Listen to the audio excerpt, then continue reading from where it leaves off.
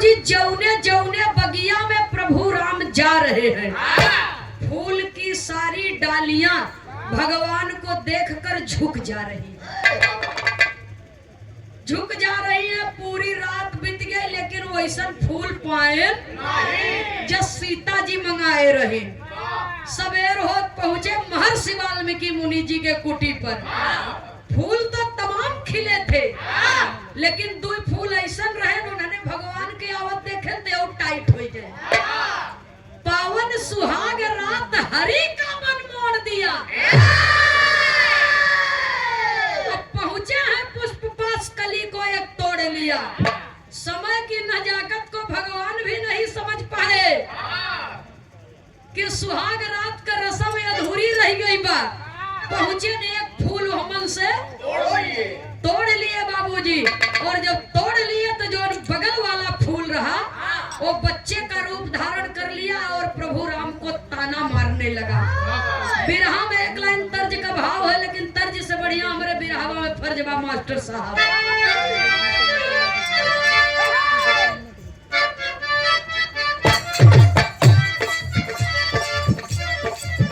पुष्प कड़ुई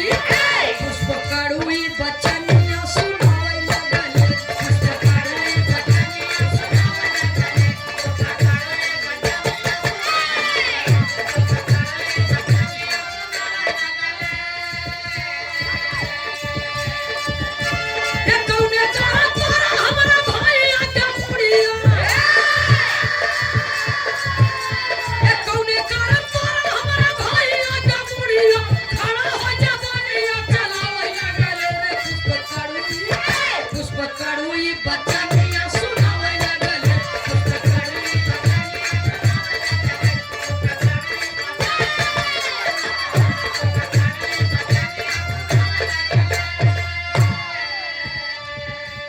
सुनले आवाज वाल्मीकि मुनि आए। सुनले आवाज वाल्मीकि मुनि आए।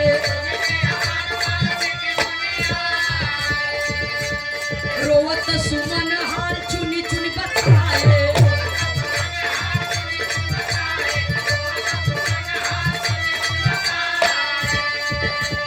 क्रोधित वाल्मीकि देखा हो पुष्प जड़िया। तो क्रोधित वाल्मीकि देखा हो पुष्प जड़िया। गाँव जड़िया दबावे लगले। पुष्प कड़ुई बचनिया सुनावे लगले।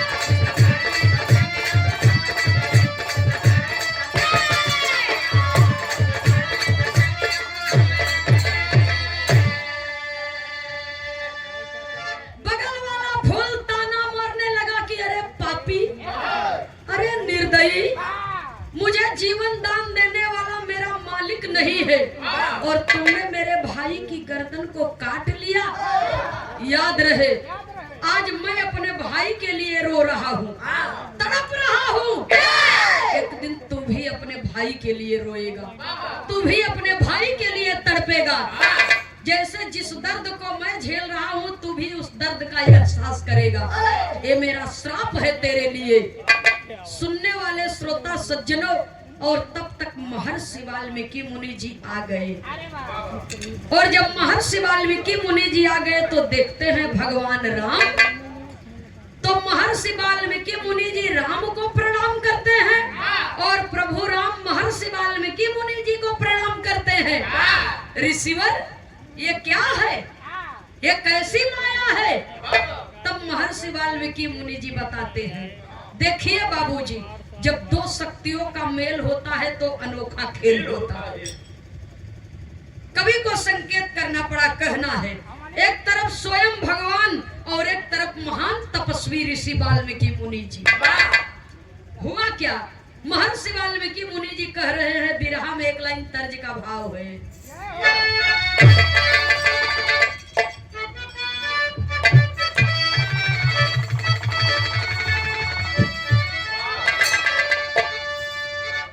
अरे पिया मोर कुंवर कन्हैया,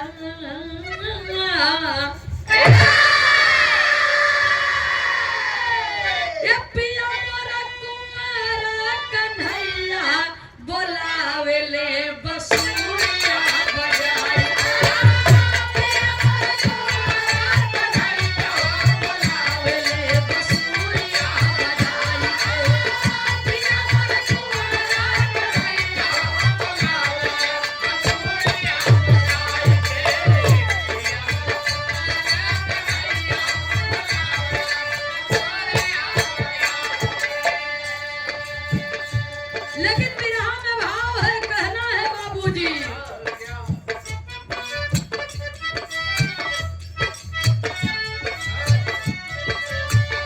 बोले मुनि ठाही के पयनवा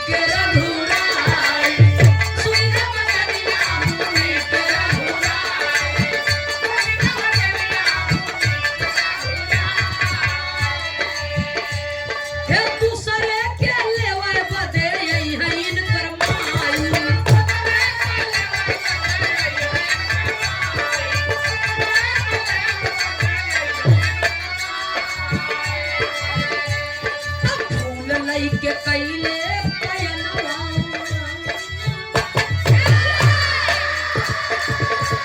फूल नहीं के कैले पयनवा सुमनवा लाला होय तोहरा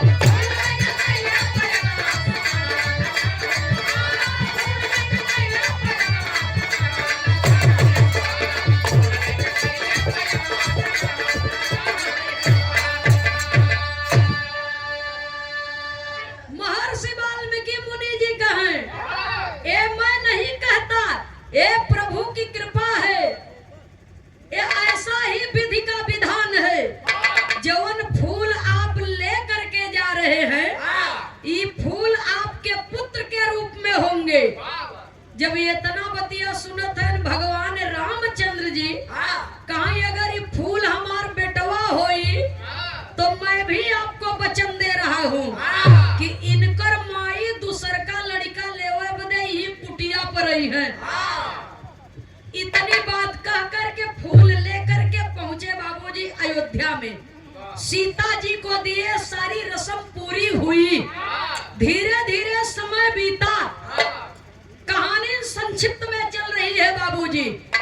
एक समय वो आया जब भगवान राम का वनवास हुआ, लेकिन 14 वर्ष के बाद जब वन से लौट के आए रावण का संहार करके, तो एक समय ई आई गवा कि धोबी के ताना मारे पर सीता जी को देश निकाला दिया गया था।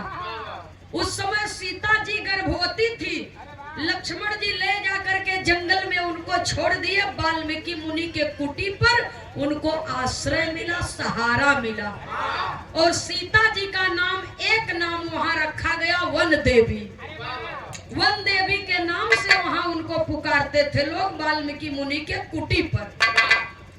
तो जी एक बच्चा पैदा हुआ। ये हम नहीं कहते, ये वाल्मीकि रामायण कहता। और रामायण नंदनी के घरे से नहीं लिखा गया। जब एक लड़का पैदा भल तो सीता जी बहुत प्रसन्न भइल। लड़का लेके अपन सुखी हो गए कि पति से भले दूर भई है लेकिन लड़का के पाले पोसे में अपन समय बिताई देबै। धीरे धीरे जब कुछ समय बीता, एक दिन सीता जी जा रही थी नदी पर पानी भरने के लिए। महर्षि वाल्मीकि मुनि जी ध्यान में मगन। एक बानर या पर मरा बच्चा लेके चफनाई के हटारी पर से वो हटारी पर कूदता। सीता जी कहीं जानवर हो के तनी समझदार बा कि अपन मरा बच्चा नहीं छोड़ता। हम इस पागल क्यों नहीं, हम अपन जियते छोड़ के जाते। मुनि जी ध्यान में है, अगर शेर बाघ आए के खई ही धई लड़का के तो पति से तो दूर भइन है, अपने लड़का से दूर हो जा। ऐसे अच्छा एक हाथे लड़का उठाए, एक हाथे घड़ीला पकड़ी। बाबूजी नदी पर पानी भरे गए। हर मुनि जी के आंख खुली तो लड़का है ने। सीता जी यही लौट के पूछी हमार बेटवा कहाँ बा, तो जवाब का दे। तो जल अभिमंत्रित करके वह जो दूसर का फूल बचा रहा, जल अभिमंत्रित करके पुसा से जल को छिड़क दिए।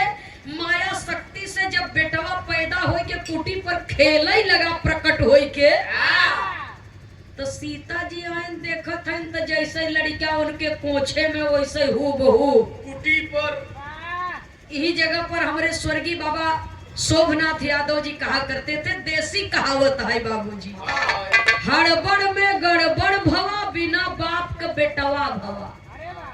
हड़बड़ में गड़बड़ भवा और बिना बाप के बेटवा भवा। और बेटवा भवा कब, जब मायू नहीं रही। हड़बड़ी में काम गड़बड़ाएगा, बाप अयोध्या में, माई नदी पर पानी भरे, यहाँ बेटवा तैयार हो के खेले लगा, पैदा हो के।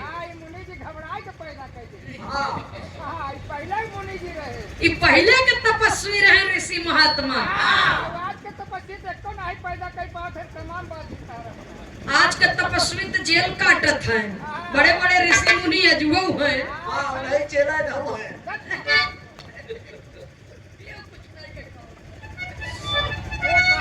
भैया तो खैर ये रामायण पुराण की बात रही। हम कहा ना कि रामायण नंदनी के घरे न पैदा भवा, ये महर्षि वाल्मीकि मुनि जी का रामायण बता रहा है। सुनने वाले श्रोता सज्जनों, तब कवि को लिखना पड़ा, तो वह दोनों लड़का के नाम का पड़ा, बिरहा शैली में टेरी के भाव में लिखना पड़ा।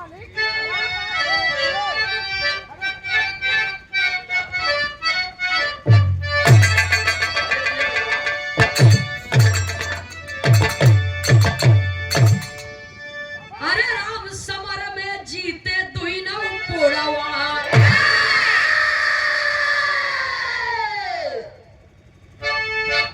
विजेता खातिर राम जी छोड़े अपन घोड़ावा, समर में जीते दुहिनों पोड़ावा।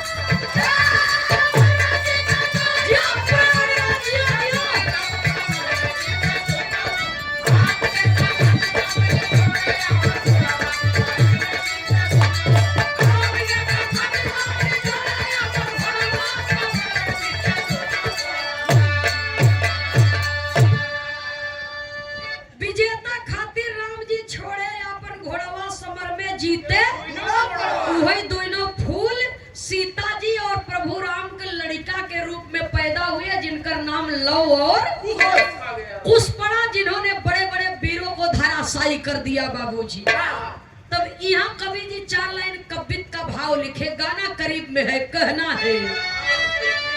रकुल में राम भय भाई, जेकर जग जाने प्रभुताई, जिनके लव कुश गईले आई, खेले सिया चरा,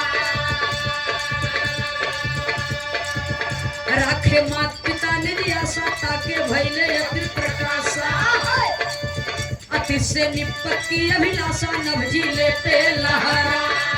ये वंशावली है लव कुश के बाद की रामायण में। रंगत नभ से पुंडरीक, जिनके लागल नाही लीक, लहगर बुद्धि में बारीक, नयन सुहाला कजरा। रे घर सोमदास बलवान भैले, जिनकर लाल मान, रे घर सोमदास बलवान भैले, जिनकर लाल मान, पूरा हो गए माने है लिखल बस जरा, पूरा हो गए।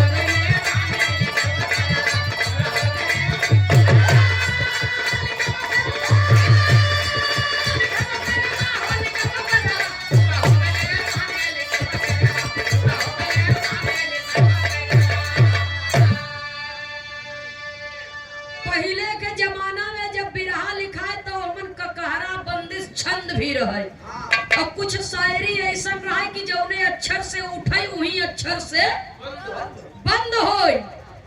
हाँ, ओके बंदिश कहत रहे। पहले के समय के पुरानिया दादा लोग लिखत रहे, तो पुराने समय का लिखा गाना आया है, इसीलिए लिखा गया। रेका रकुल में भाई, जेकर जग जाने प्रभुताई, जिनके लौकुश गईले आई, खेले सिया चरा, राखे मात पिता निजी आशा, ताके भैले अद्वित प्रकाशा। आगे चल करके लव का वंश नहीं चला है, कुश का वंश चला है, कुश के वंशज में अतिथि हुए।